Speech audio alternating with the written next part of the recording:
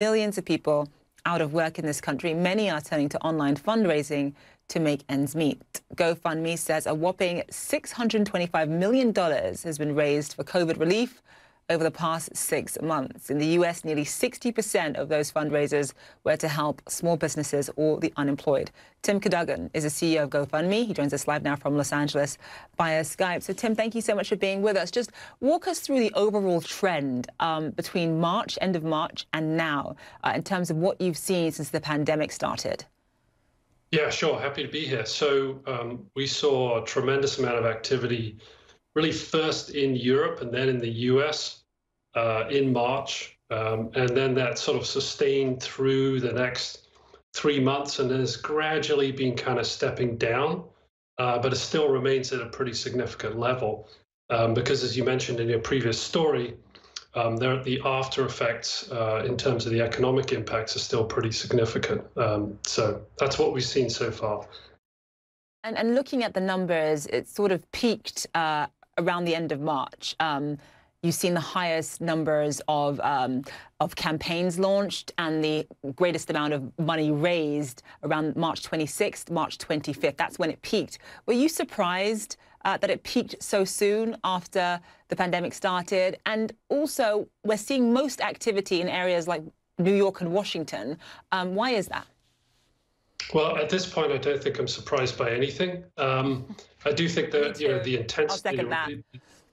Yeah, the reaction was obviously, it was the pandemic hit everyone incredibly fast, and New York was so severely hit. So we saw a very big spike in activity, but that activity did continue to roll at a pretty high level. I think you also saw a very significant move to help with PPE and frontline workers because there was that shortage early in the crisis. And then you started to see an increasing number of campaigns for small businesses and for unemployment related to businesses. And that kind of built through March, April, and then into May and June as it was clear that the pandemic was going to last for longer. And those effects began to be felt in a more profound way for those businesses. And it went from being, we're going to be off for 2 or 3 weeks to this looks like it's going to be happening for much longer. So that's kind of how it trended out. And obviously, the more people are launching campaigns, the more money that is being raised, the more that GoFundMe ends up taking, of course, in terms of transaction fees. Has that allowed you to expand? Just the fact that you have this pandemic, you have more people raising money on your platform, there's more transaction fees that you're able to get. Has that allowed you to expand in terms of just even hiring more people? Well, just to clarify, the main way we make money is actually through tips. So donors can donate, can tip us on top of their donation. Right. So that's our revenue stream. But yes, we have been expanding, unsurprisingly, with the increase of usage and the increase of demand. We've expanded our service team so that we can make sure that we're for everybody. And just know that we operate in 19 markets around the world. It's not just the US. And we've been expanding our product and technology teams so we can continue to make the product better, so it can be available and even easier to use for more people so they can get more support. And just in terms of what's happening here in the United States, there's a stimulus relief package that has stalled. You've got just this week 870,000 Americans filing for first-time benefits.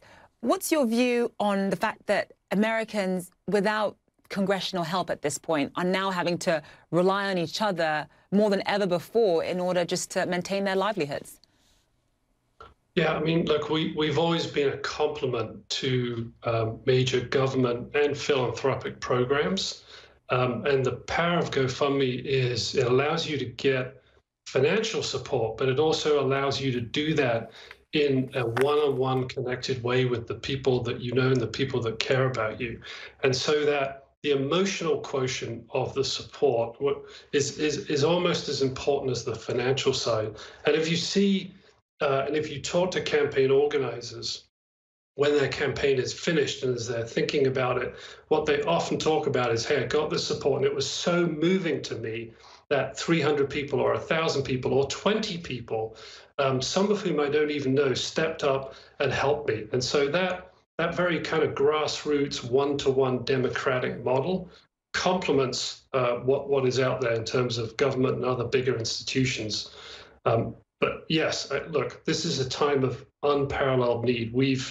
Most of us have never lived through anything like this. Right. And so people are resorting to, a lot of different ways to get help. And we are glad to be a part of that puzzle and to be able to help people out.